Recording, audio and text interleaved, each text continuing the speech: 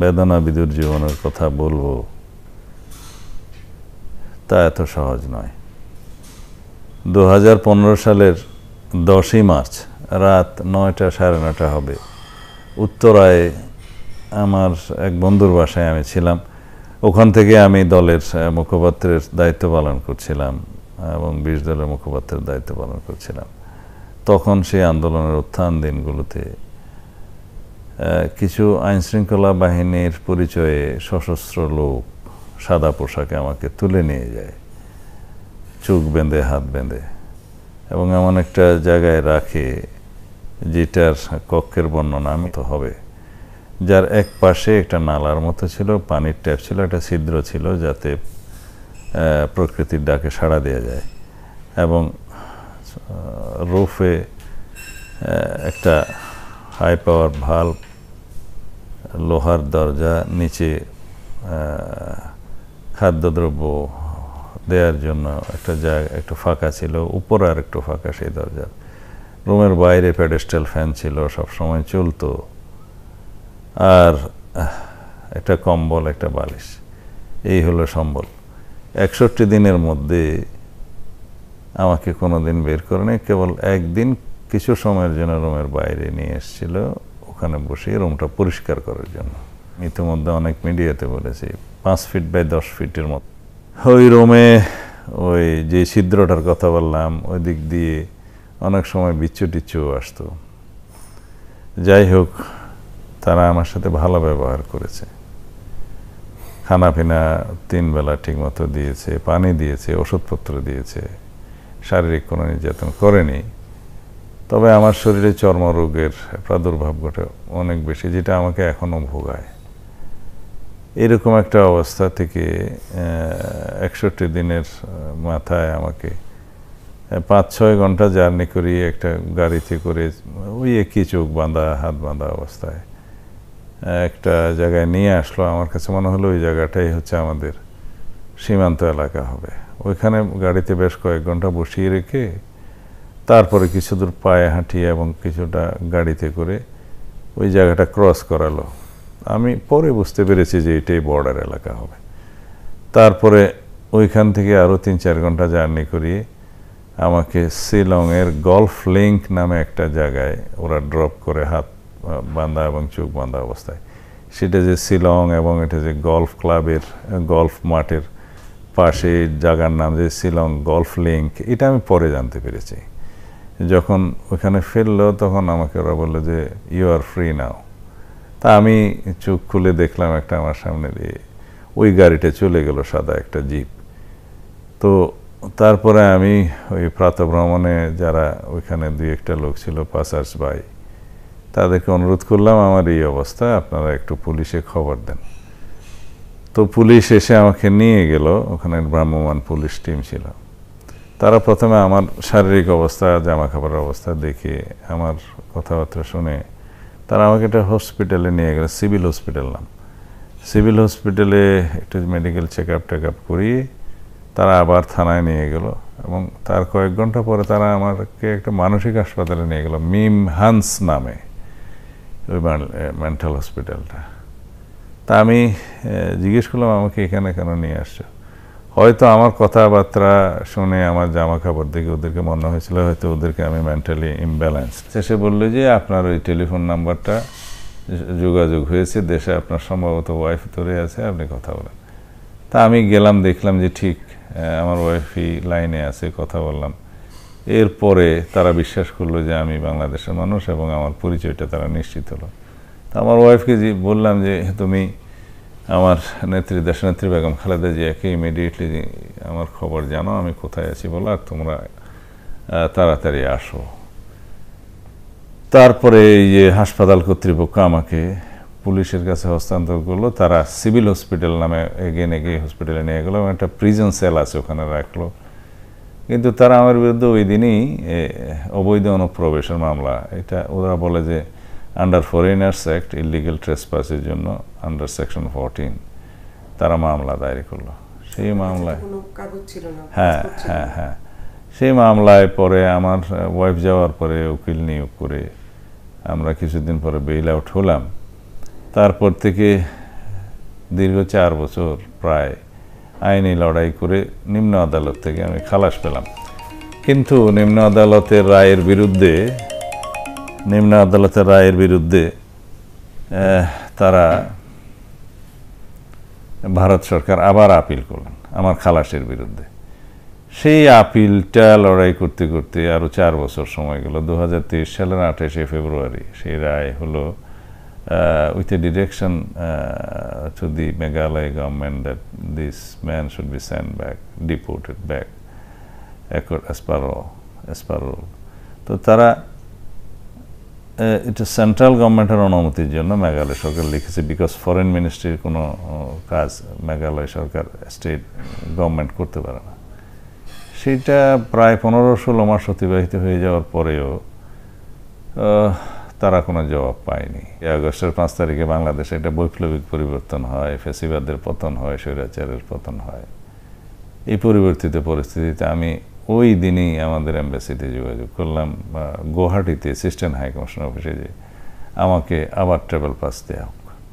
তখন তারা আমার সাথে কথা বললেন যে আপনার কাছে আগে যেটা ট্রাভেল পাস ছিল তার একটা ফটো হোয়াটসঅ্যাপে পাঠিয়ে দেন। আমি পাঠালাম। তারপরের দিন ওরা আমাকে আরেকটা ট্রাভেল পাস ইস্যু করে পাঠায়। তো এটা নিয়ে আমি মেঘালয় গভর্নমেন্টের কাছে পারসু করলাম যে আমাকে এবার পাঠিয়ে দাও। তখন তারা বললো যে আমাদের কিছু ফর্মালিটিস আছে, foreign ministry, immigration, civil aviation, এই সমস্ত অথরিটিগুলো একটু ক্লিয়ারেন্স নিয়ে আমরা আপনাকে পাঠিয়ে দেব। তো তারা 2-3 দিন সময় নিয়ে এই কাজগুলো কমপ্লিট করে পাঠালো এবং আমি এখন এখানে বেঁচে আছি। রক্তাক্ত বিপ্লবের মধ্য দিয়ে আমরা একটা নতুন স্বাধীনতা অর্জন করলাম, নতুন বিজয় দিবস অর্জন হলো। এটাকে অর্থবহ করার জন্য আমরা সামনের দিকে কিভাবে থাকাবো, কিভাবে এগোবো, এটাই আমাদের প্রধান উদ্দেশ্য হওয়া উচিত। এখন আপনারা বলবেন যে নির্বাচনের বিষয়ে আপনারা কি ভাবছেন। কেয়ারটেকার গভর্নমেন্ট বলেন, অন্তর্বর্তীকালীন গভর্নমেন্ট বলেন, they are meant for to conduct a free, fair and neutral election. আগের যে গভর্নমেন্ট ছিল, আগে যে বিধানটা ছিল কনস্টিটিউশনে, সেই বিধানটা ছিল কেয়ারটেকার গভর্নমেন্ট। আওয়ামী লীগ অনেক সময় গর্ব করে বলতো যে এটা তাদের আন্দোলনের ফসল। ঠিক আছে, সেই কেয়ারটেকার গভর্নমেন্টের বিধানে 90 দিনের সময় ছিল ইন বিটুইন। সে 90 দিনের মধ্যে একটি ফ্রি ফেয়ার ইলেকশন আয়োজন করতো কেয়ারটেকার গভর্নমেন্ট। তারপরে পলিটিক্যাল গভর্নমেন্ট এস্টাবলিশ হওয়ার পরে তারা বিদায় নিতেন। আর পরিবর্তিত পরিস্থিতির মধ্যে শত সহস্র শহীদের রক্তদানের মধ্য দিয়ে অর্জিত যে বিপ্লব সাধিত হয়েছে, এই বিপ্লবের আশা, আকাঙ্ক্ষা, স্বপ্ন অনেক বড়। আমরা একটা সম্পূর্ণ স্বাধীন, সার্বভৌম এবং প্রকৃত গণতান্ত্রিক রাষ্ট্র বিনির্মাণ করতে চাই। এবং সেই রাষ্ট্র বিনির্মাণ করতে গেলে আমাদেরকে সাংবিধানিক সংস্কার থেকে শুরু করে অনেকগুলো প্রাতিষ্ঠানিক সংস্কার সাধন করতে হবে। বিভিন্ন সংস্থা, কাঠামো, সাংবিধানিক বিভিন্ন প্রতিষ্ঠান সংস্কারের মধ্য দিয়ে রাষ্ট্র মেরামতের যে রূপরেখা আমরা দিয়েছি, সেই রূপরেখাগুলো আপনারা যদি দেখেন, প্রথম দফাই হচ্ছে যে সংবিধান সংস্কার কমিশন বসাতে হবে। কারণ আওয়ামী লীগ বিগত 15-17 বছরে দেশের সংবিধানকে কাটছাট করে নিজেদের দলীয় একটা আওয়ামী লীগের গঠনতন্ত্রে পরিণত করেছে। সেটা একটি গণতান্ত্রিক রাষ্ট্রের উপযোগী, স্বাধীনতার ঘোষণার মর্মবাণী অনুসারে সাম্য, সামাজিক মর্যাদার, সামাজিক সুবিচারের যে ভিত্তি, যে মৌলিক আমাদের ভিত্তি, সেইটার ভিত্তিতে আমরা একটা সাংবিধানিক সংস্কার সাধন করে বাংলাদেশের আগামী প্রজন্মের জন্য আমরা রেখে যেতে চাই। তাতে অনেকগুলো সাংবিধানিক সংস্কার, অনেকগুলো প্রস্তাবনা আসবে। যেমন আমরা বলেছি যে পরপর 2 টার্মের বেশি কেউ একজন প্রধানমন্ত্রী থাকতে পারবেন না। আমরা বলেছি যে বিচার বিভাগ, আইন বিভাগ এবং শাসন বিভাগের মধ্যে একটা harmonious cooperation in between all the organs থাকতে হবে, চেক অ্যান্ড ব্যালেন্স থাকতে হবে।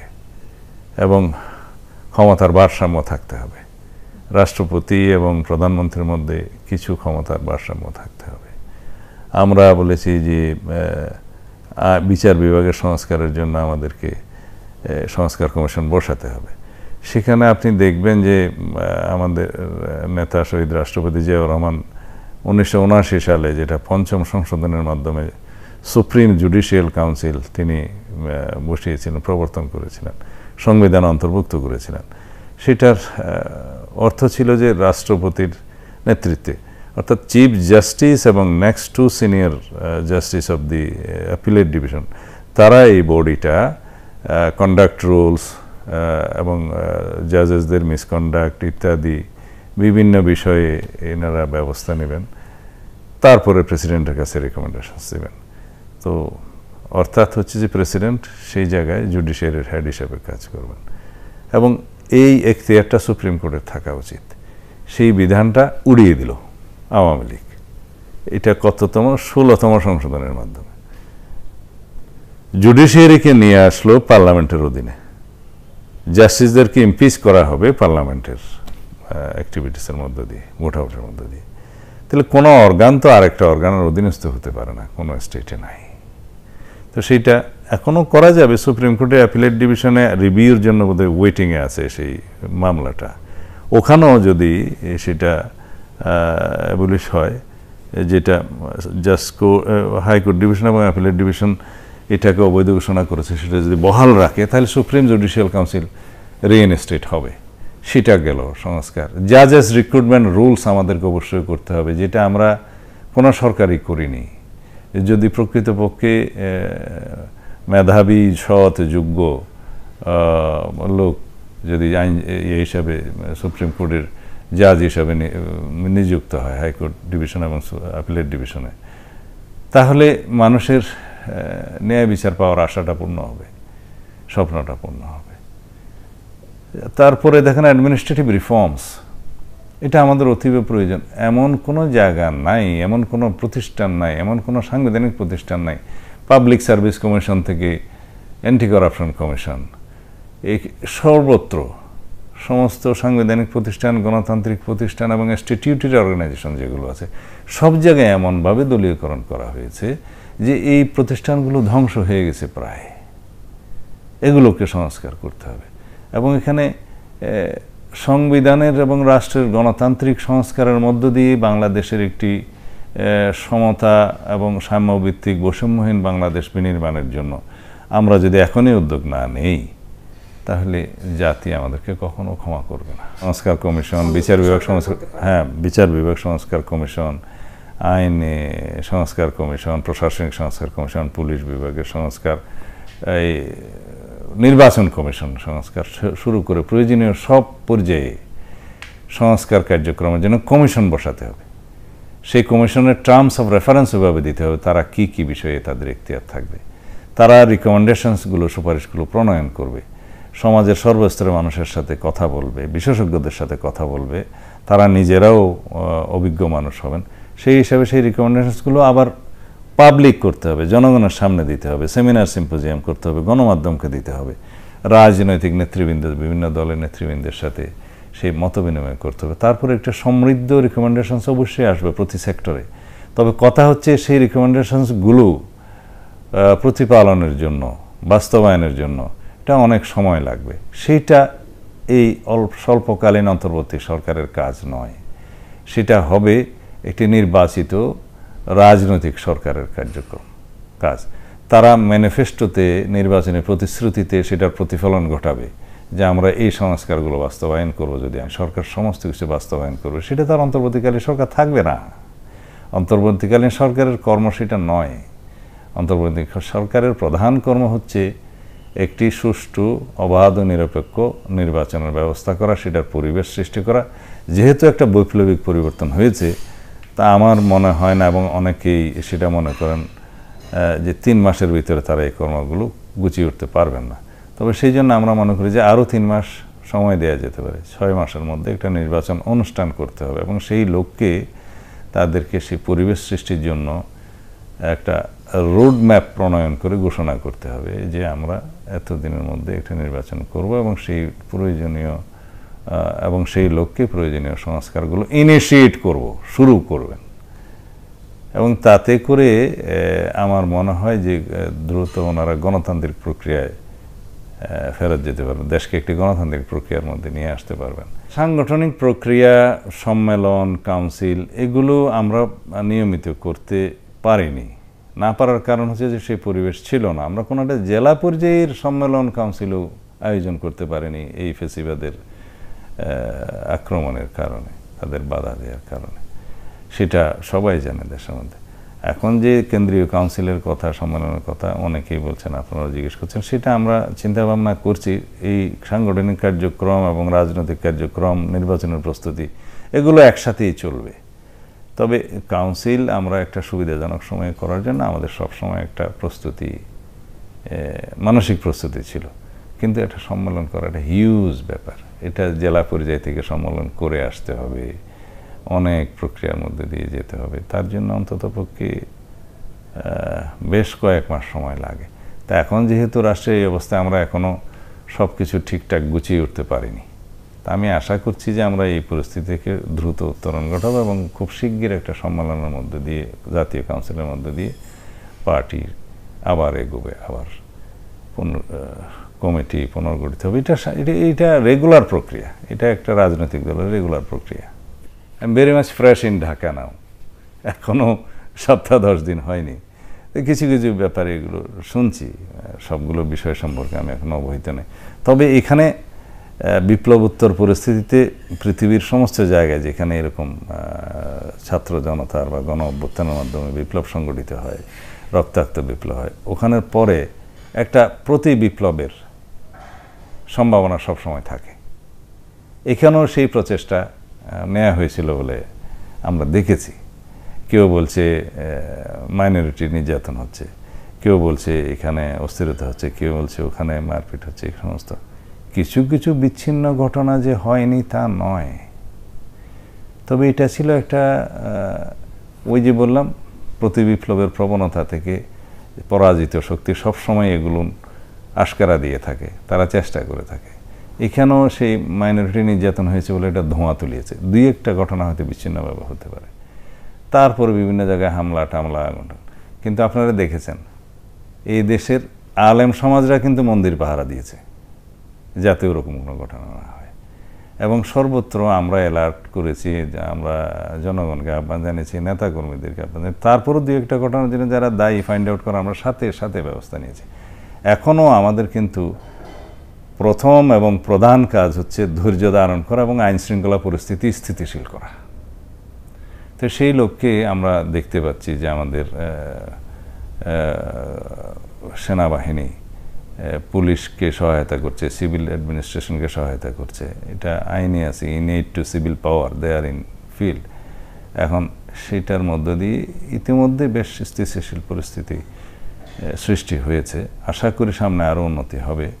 তবে ওই যে ভিতরের ষড়যন্ত্র এবং বাইরের ষড়যন্ত্র এগুলো মিলে একটা অস্থিতিশীল পরিস্থিতি সৃষ্টি করার যে পায়তারা করছিল সেটা আমরা দেখেছি। তবে আশার বিষয় হচ্ছে যে বাংলাদেশে আর কোনো অশুভ শক্তি এভাবে মাথাছাড়া দিয়ে উঠতে পারবে না।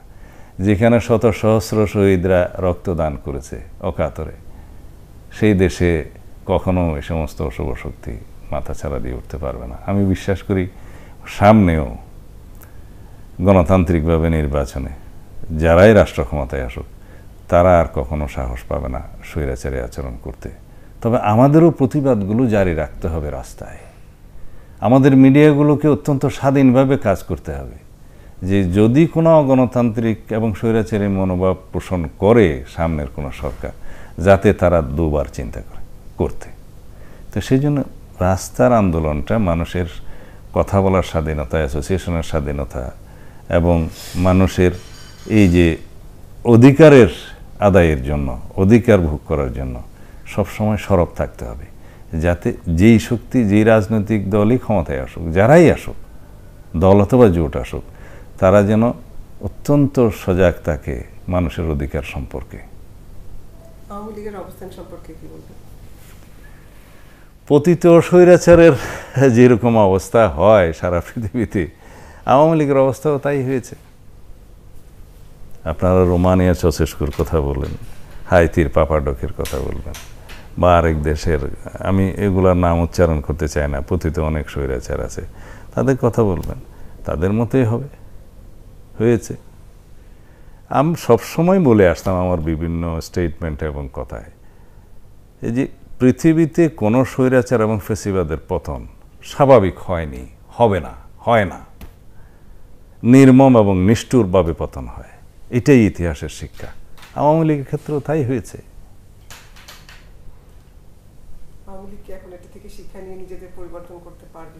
আওয়ামী লীগ তো অতীত থেকেও শিক্ষা নেয়নি, এবারের পতন থেকে যদি তারা শিক্ষা নেয় তো ভালো কথা।